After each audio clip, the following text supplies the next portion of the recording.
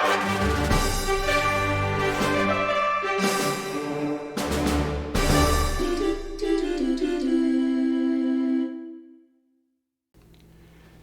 everybody, welcome in. In this video I wanted to show some different ways that the rib tool can be used. So I thought we could create a bookend to hold our books up. So what I'm going to do is I want to use the feet and inches on this one. So I'm going to go to New. I'm going to go to English folder here. Click on Standard. Click the Create. I'm going to start a 2D sketch on this XY plane.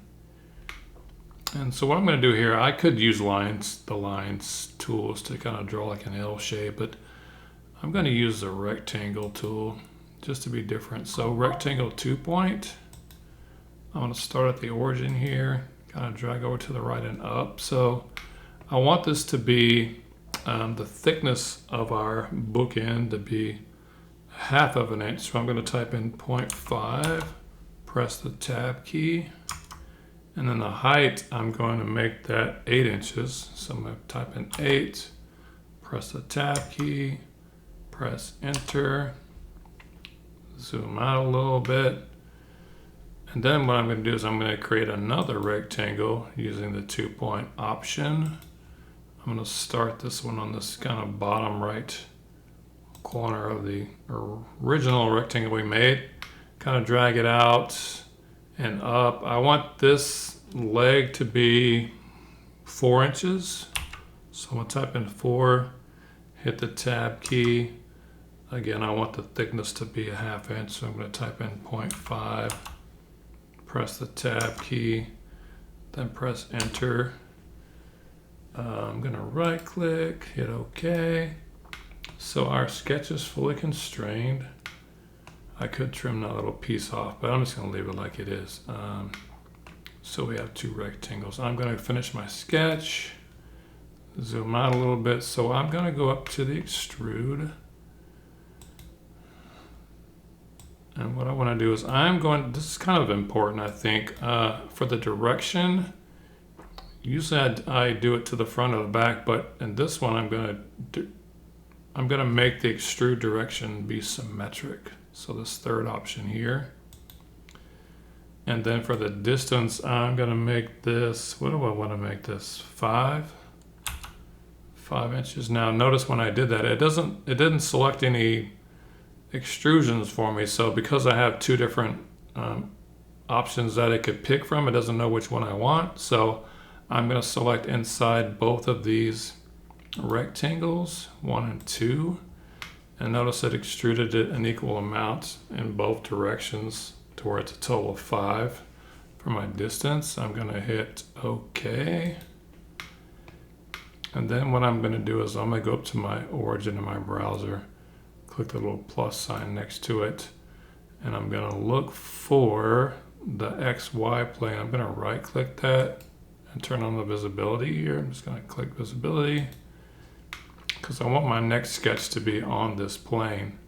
And the reason why I extruded it equally in both directions is so this plane would be in the center. So now what I want to do is I'm going to start a 2D sketch on this plane here. Okay, so now what I'm going to do is I'm going to use the line tool. I'm just going to draw a line, kind of like an angled line. And I could draw it from like this line to that line as one straight continuous line, but I just want to show you, like, if you're making a rib, you don't really have to do that.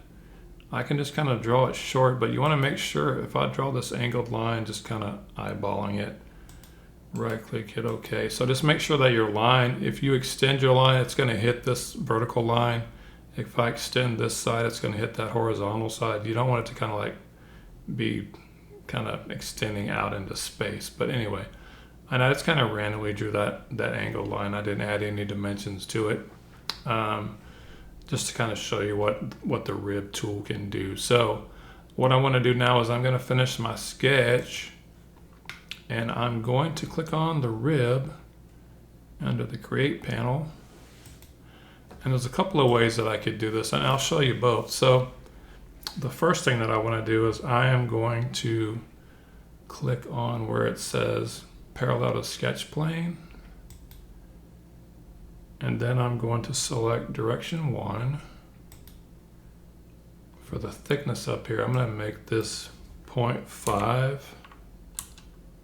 And then my folder here, it looks like a folder. It's just a plane that is symmetric going both ways. So notice that from the center, my rib is extending equally in both directions. So if I wanted, I could extrude it to the front, I could extrude it to the back, just like when we extrude a regular part, but for the rib, I want to do it symmetric just so it's in the center. And then I want to make sure you want to hit to next.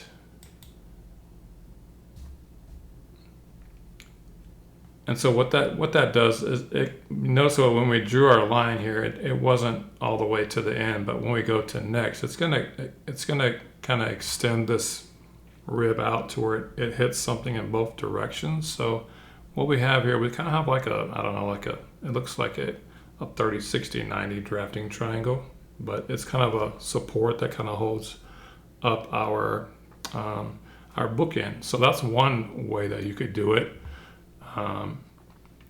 And then another way is you could click on this other option, finite, and notice how I kind of cut that little middle section out, and it looks like kind of maybe like a, I don't know, like a ladder leaning up against a wall. I don't know. So for the thickness up here at the top, I'm going to make this 5 to where it extends along the whole entire length of that piece.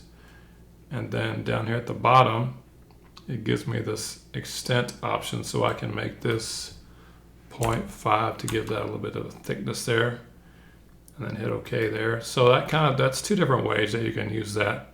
So you can either have it kind of like a panel leaning up against this wall, I'll say, or you can have it to where that's kind of a solid, kind of a half triangle shape, or not a half, it has a triangle shape. So a triangle shape kind of leaning up against that wall. Either way. So then what I would do is I'm going to right click on this plane, turn the visibility off.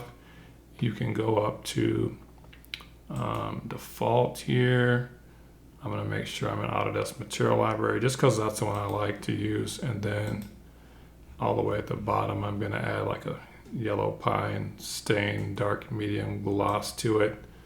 So it's kind of a wood shape, not a wood shape, but a wood textured bookend.